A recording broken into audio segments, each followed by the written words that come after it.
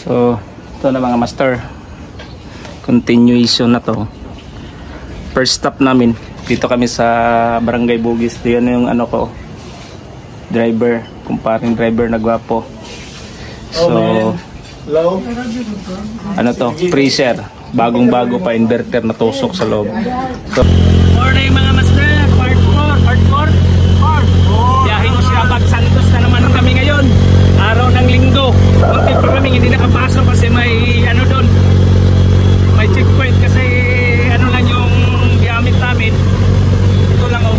Bawal kasi ito pero nadala sa pakiusap kasi wala kami ano 4 wheels. Medyo malayo yung biyahe namin sa Abad Santos pa. Part 4 na to. Correct. So may dala na kaming isang ano plus sideline ng ano ng ating kumparing gwapo. So update ko na lang kayo mamaya. Ito yung lugar namin dito.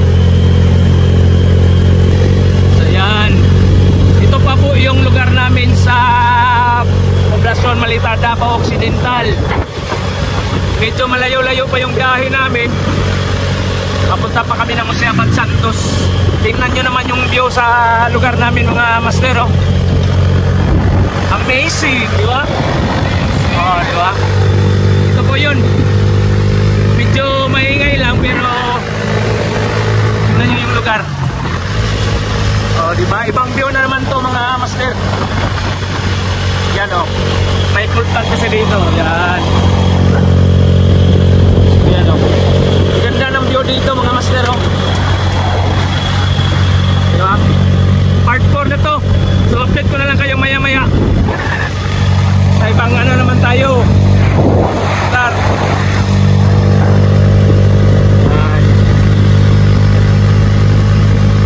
So tayo na lang tayo. Maghanap tayo ng magandang spot. Takbay na tayo mga master. Yeah, mga master, nandito na kami sa pangalawang municipality ng Davao Occidental. Nandito na kami sa Don Marcelino, Davao Occidental mga master. So ito po yung parang ano nila, yung munisipyo nila doon ano, doon sa kabila ng ano. Ito po yon ilog doon. So ito po yung Don Marcelino. Nakalimutan ko mag-video kanina pero ito na po yun. Parang ano nila dito, munisipyo nila.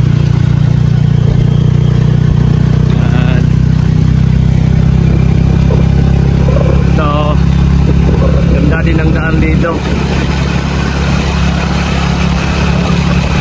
Kalimot ko sulit na tayo. Yan ano, Municipal Hall Don Marcelino. Diba? So makyat na naman kami. So update ko na lang kayo mamaya. Alright. Bye. Kayo na naman. So ito na mga master. Continuation na to. First stop namin. Dito kami sa Barangay Bugis. Ito yan yung ano ko. Driver. Kumparing driver na gwapo. So, ano to? Freezer. Bagong-bago pa. Inverter na tusok sa loob. So, binakyum na namin kasi mabilisan na to. Marami pang gagawin. Pupunta pa kami dun sa pinakamin sa Jose Abad Santos. Ano po ito? Barangay ng Jose Abad Santos pre o? Bugis to. Bugis na, Bugis. Barangay Bugis. So updated tabayanan na natin ito mamaya. Nakabakyum pa ito 30 minutes.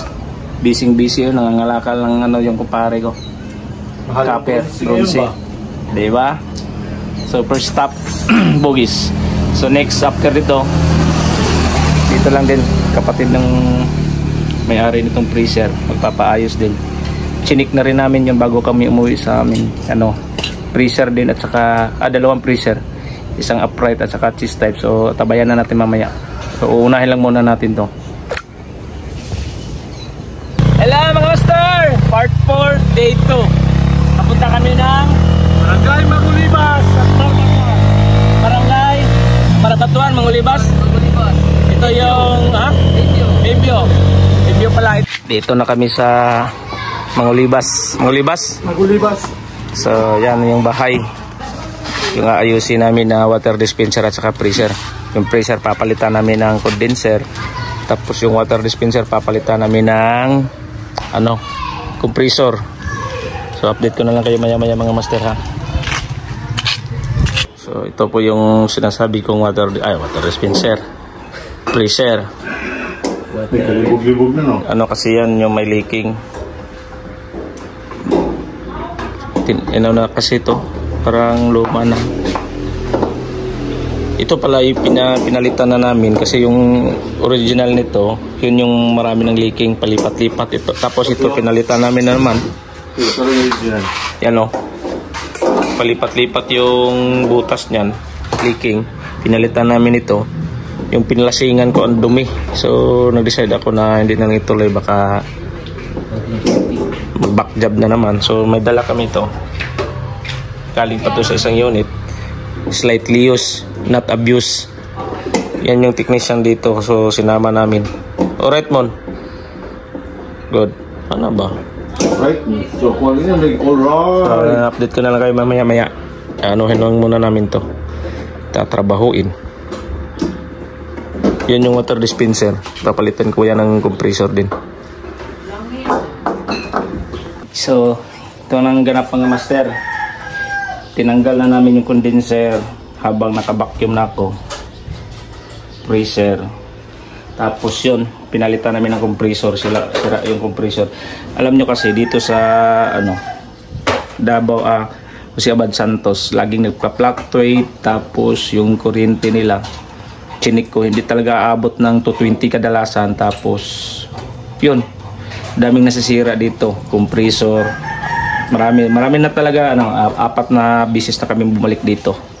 So yan, kaya hindi ako nakapag-vlog ng isang unit. Sinasabay-sabay ko na para mabilisan kasi sobrang dami. Malayo pa kasi sa lugar namin, kaya kailangan naming mabilisan to para makauwi kami agad sa amin. Mayroon pa kaming customer doon. Mag-stay kami dito 3 araw, 4 na araw. So everyday yan, may ginagawa kami. Ito ngayon, pagbaba namin mamaya sa sentro ng Jose Abad Santos, mayroon pa kaming gagawin. So inuna namin dito kasi sobrang layo. Yan, dalawa. So nakabakyaw na yun. What's up? Yung isang kasama naming technician, yun, tulog. So update talaga namin kayo mamaya-maya ha.